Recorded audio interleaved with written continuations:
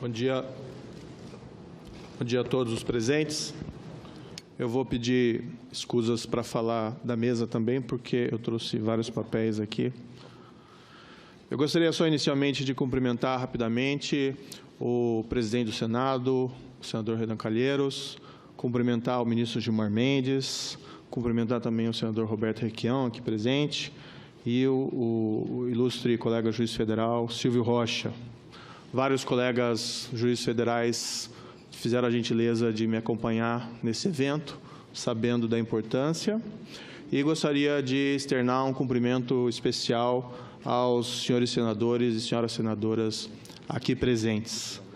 Gostaria de dizer que, para mim, é uma honra estar presente nessa Casa Legislativa e ter essa oportunidade que foi gentilmente me concedida para debater esse projeto. Eu vou falar sobre o projeto de lei do Senado, esse o 280. Não se trata aqui de falar do projeto que veio da Câmara, então eu gostaria de deixar isso bem claro no momento. E, ao final, talvez permita alguma reflexão sobre esse projeto da Câmara. É evidente que nenhum juiz, nenhuma autoridade judicial é conivente com abuso de autoridade. É uma contradição evidente qualquer juiz ser favorável a esse abuso de autoridade. Portanto, qualquer legislação que venha a aprimorar e reduzir desvios, ela é sempre muito bem-vinda. Não obstante, há que se ter um cuidado todo especial para que, a pretexto de se coibir o abuso de autoridade, a legislação prevista não tenha um efeito prático contrário de cercear não o abuso, mas sim o mero cumprimento do dever. E não importa, nesse aspecto, a intenção do legislador, né? Tem um velho ditado, que diz que a lei tem as suas próprias pernas. E, ainda que a legislação seja movida pelas melhores das intenções, o que vai acontecer com ela no futuro, como ela vai ser aplicada, como ela vai ser interpretada, é uma questão em aberto que o legislador tem poucas possibilidades de antever. Diante disso, eu teria várias sugestões sobre esse projeto, mas eu vim aqui com o propósito de fazer apenas uma sugestão. E essa sugestão exatamente visa preservar que o agente da lei, seja ele o juiz, seja ele o membro do Ministério Público, de todas as instâncias, seja o juiz, embargador ou ministro, ou seja o promotor, procurador ou procurador-geral da República, assim como todos os policiais, né, que muitas vezes estão na linha de frente do combate à criminalidade e são aqueles que muitas vezes mais sofrem o impacto desse enfrentamento da criminalidade, não venham a ser penalizados por uma interpretação equivocada ou uma aplicação errada de uma lei de abuso de autoridade que, a pretexto de coibir abusos, venha puni-los pelo correto exercício da função. E, nesse aspecto, na minha sugestão, eu fico muito feliz por falar nessa casa e sobre a estátua do nosso jurista, maior advogado, e que foi também um notável senador, um dos pais fundadores da República, o advogado Rui Barbosa. Rui Barbosa, como adiantou aqui o colega Silvio Rocha, um dos nossos pais fundadores, ele, no final do século XIX, assumiu uma causa em que um juiz de direito do Rio Grande do Sul, Alcides Mendonça Lima, havia sido condenado, naquele tempo, por abuso de autoridade. O Alcides Mendonça Lima, ao decidir um caso concreto, ele entendeu que uma lei, então, promulgada no Rio Grande do Sul, uma lei estadual, era inconstitucional, porque ela estabelecia um regramento do Tribunal do Júri que ele reputava incompatível com a garantia da instituição do júri prevista na então Constituição de 1891, no artigo 72. Por exemplo, dizia que o voto dos jurados não seria mais secreto. E isso submetia os jurados, com aquele voto aberto, a pressões econômicas, locais, de interesses poderosos, nas localidades onde os júris seriam desenvolvidos. E o Alcides Mendonça Lima, na primeira oportunidade que teve de decidir um caso, de aplicar essa lei estadual ao caso, disse: a lei é inconstitucional. Na época, o presidente do Estado, o Júlio de Castilhos, ficou revoltado com a posição daquele juiz e oficiou ao então Superior Tribunal de Justiça do Rio Grande do Sul, solicitando, e as expressas palavras dele fosse que o juiz faccioso fosse punido, nem processado, fosse punido. E ele foi, de fato, condenado pelo então crime de abuso de autoridade, que constava no primeiro Código Criminal Republicano, artigo 226, por abuso de autoridade. Rui Barbosa, advogado, mas ciente da importância para o funcionamento da justiça, da independência da magistratura, assumiu essa causa e levou essa causa até o Supremo Tribunal Federal. Apresentou um texto que depois se tornou célebre, o Júri e a Responsabilidade Penal dos Juízes, no qual ele defendeu, com todo o vigor e a eloquência de Rui Barbosa, que todos nós conhecemos, defendeu que divergências na interpretação da lei não poderiam ser jamais criminalizadas, sob pena de transformar o juiz em um servo, sob pena de retirar aquilo que é um dos fundamentos da liberdade de qualquer nação, que é uma justiça independente.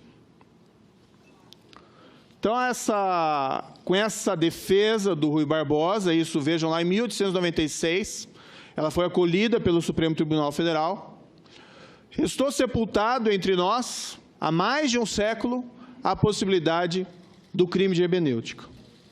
Isso foi uma conquista da República Brasileira que jamais se pode pensar em deixar a perder no presente momento.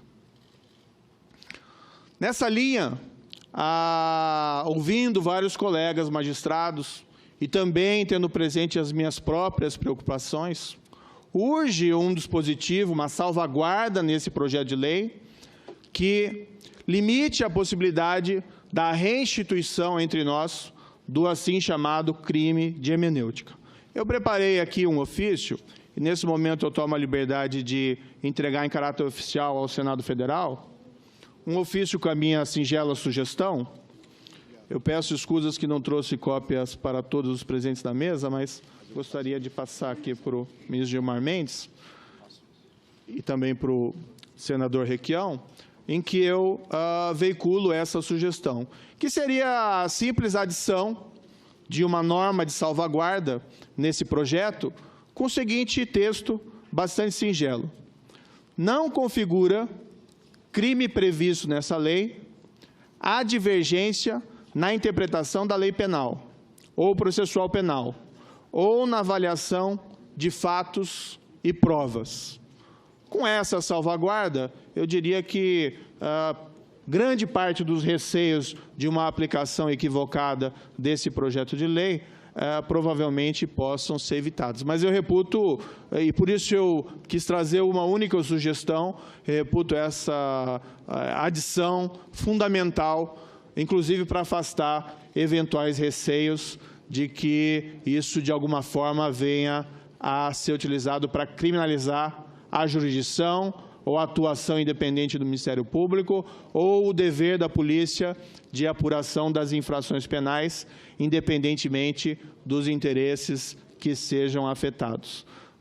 Claro que, para alguns dispositivos da lei, isso não é uma preocupação. Então, por exemplo, no texto da lei tem lá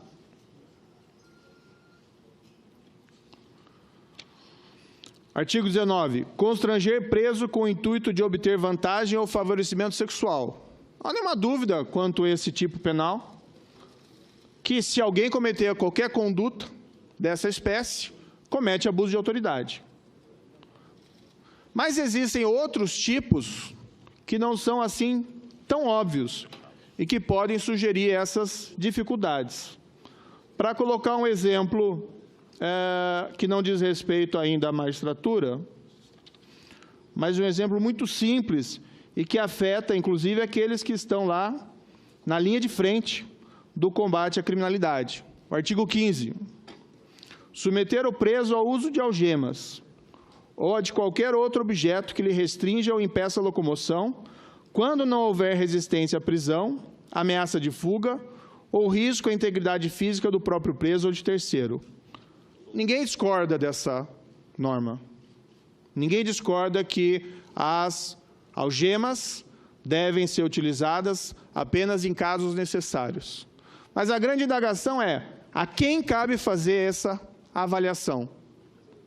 Ao juiz, sentado na sua poltrona confortável no seu gabinete? Ou ao senador, que elabora um projeto de lei contendo uma norma dessa espécie? Ou ao policial, que vai realizar aquela prisão e aquela locomoção, e tem, muitas vezes, sem qualquer espécie de informação mais concreta a respeito do comportamento do preso, decidir naquele momento se utiliza ou não utiliza algemas em relação àquele preso. E o que a lei faz é estabelecer que, se ele comete um erro de avaliação, se ele eventualmente utiliza a algema, em um caso que se mostra desnecessário, fica sujeito a uma ação penal por crime de abuso de autoridade. Então é importante, se for manter uma norma dessa, que diz aí claramente que a algema só deve ser utilizada em casos necessários, mas que haja uma salvaguarda ao policial para que ele não seja penalizado se eventualmente ele cometeu um erro de interpretação ou de avaliação dos fatos quanto à necessidade ou não da utilização dessas algemas. Do contrário, o policial eventualmente vai utilizar o caminho mais fácil para não ser responsabilizado, ou seja, não utilizar as algemas, e eventualmente o que pode acontecer se era um caso em que ela era realmente necessária. Da mesma forma, um dispositivo do artigo 30. Dar início ou proceder à persecução penal, civil ou administrativa, sem justa causa fundamentada. Qualquer ação penal, seja ação penal privada ou seja uma denúncia, tem que ter justa causa, que é mais ou menos entendido como um substrato probatório, que não precisa ser cabal naquele momento, mas precisa ter um substrato probatório para formular uma acusação contra qualquer pessoa. Não há nenhuma disputa quanto a isso. Mas o que a lei estabelece? Quando, por exemplo, o Ministério Público oferece uma denúncia, isso vai ao juiz, que avalia se tem ou não a justa causa, e não havendo a justa causa, o juiz tem a possibilidade de rejeitar. Esse é o sistema de salvaguarda que foi estabelecido pela nossa legislação. O que significa esse dispositivo? Se o juiz rejeitar a denúncia ou a queixa, isso significa que o promotor ou procurador cometeu abuso de autoridade? Ou será que não houve apenas uma divergência de avaliação de fatos e provas? E nós vamos criminalizar, então, os erros de avaliação de fatos e provas cometidos pelos promotores ou procuradores? Isso não vai ter um impacto na liberdade e na autonomia do Ministério Público em oferecer essas denúncias e ações penais, quando entender ele que existe esse substrato probatório? Sem que haja qualquer intencionalidade negativa, malévola, má intenção na atuação desse membro do Ministério Público? Então é importante ter uma norma de salvaguarda que estabeleça, olha, erros, divergências na avaliação de fatos e provas não representam abuso de autoridade. E aqui indo para a parte do judiciário, da prisão, né? Ordenar ou executar captura, detenção ou prisão fora das hipóteses legais ou sem o cumprimento e observância de suas formalidades. Redação do artigo 9. Pois bem, os fundamentos da decretação das prisões cautelares são objeto de inúmeras controvérsias no âmbito dos tribunais. Não raramente, nas próprias sessões do Supremo Tribunal Federal, ministros divergem na concessão ou denegação de habeas corpus, havendo não raramente julgamentos que não são por unanimidade, minorias e maiorias. O que significa esse dispositivo?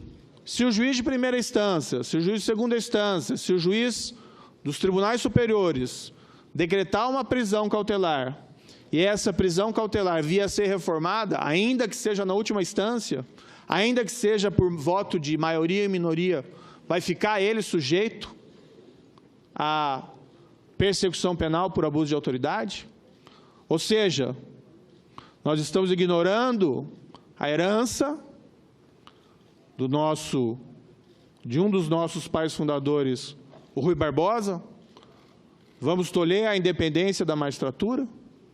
Então, é importante que haja uma salvaguarda que deixe claro que divergências na interpretação da lei, divergências na avaliação de fatos e provas, não representam abuso de autoridade.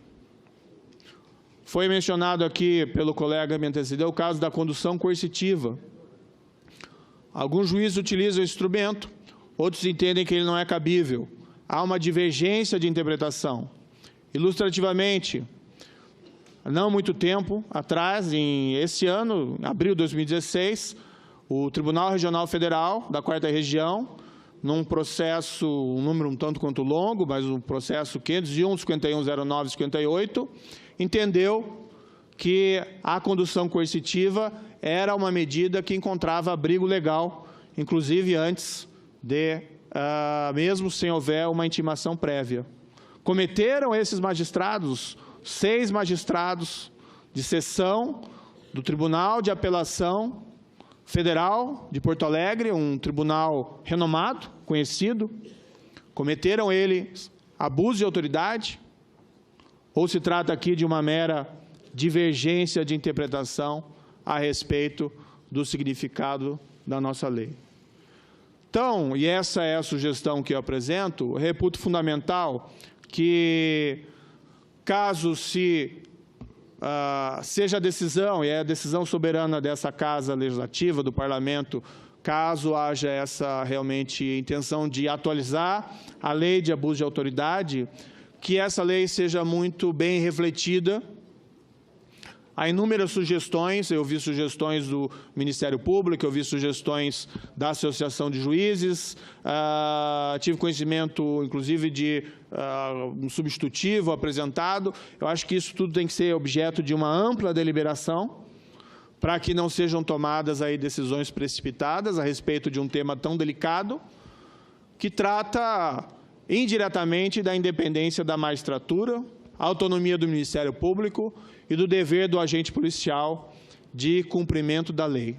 Mas, em qualquer aspecto, é essencial que uma norma de salvaguarda, como essa aqui sugeri, invocando aqui, com toda a humildade, o espírito, o trabalho e o exemplo do maior jurista brasileiro, pai fundador da República, também senador Rui Barbosa, nos ensinou isso ainda no século XIX.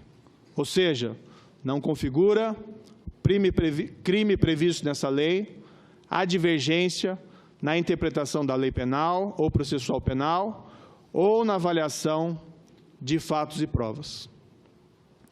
Também tem alguma preocupação, e aqui faço ela com uma preocupação externa, essa preocupação com todo respeito, que talvez não seja o melhor momento para a deliberação a respeito de uma nova lei de abuso de autoridade, considerando o contexto, que existe uma investigação importante, não só a chamada Operação Lava Jato, mas várias outras investigações importantes, e talvez, independentemente das intenções dos ilustres senadores e senadoras, uma nova lei de abuso de autoridade poderia ser interpretada no presente momento como tendo o efeito prático de tolher investigações e persecuções penais. Faço essa sugestão, presidente, com extrema humildade, Não me cabe aqui censurar o que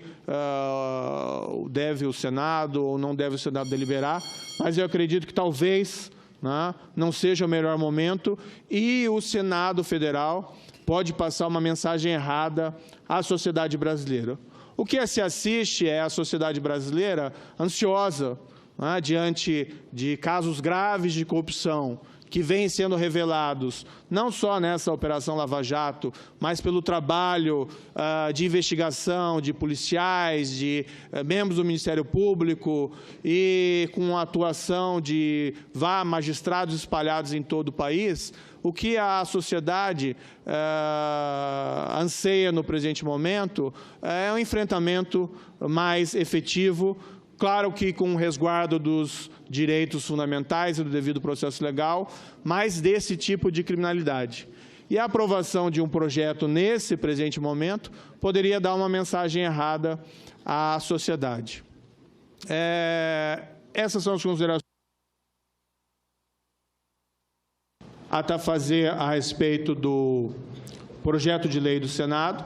E aqui me permito, porque chegou ao Senado esse recente projeto da Câmara, que tem algumas disposições similares, uma breve reflexão, e caminho realmente ao final. Não quero também censurar a Câmara de maneira nenhuma, mas esse tipo de provisão, como foi colocado no chamado projeto das 10 medidas, que acabaram se tornando medidas em número muito menor, mas, enfim, essa provisão no projeto da Câmara de crime de responsabilidade para juízes e promotores teria que ser objeto de um debate, uma reflexão maior por parte do Parlamento, seja da Câmara ou seja do Senado.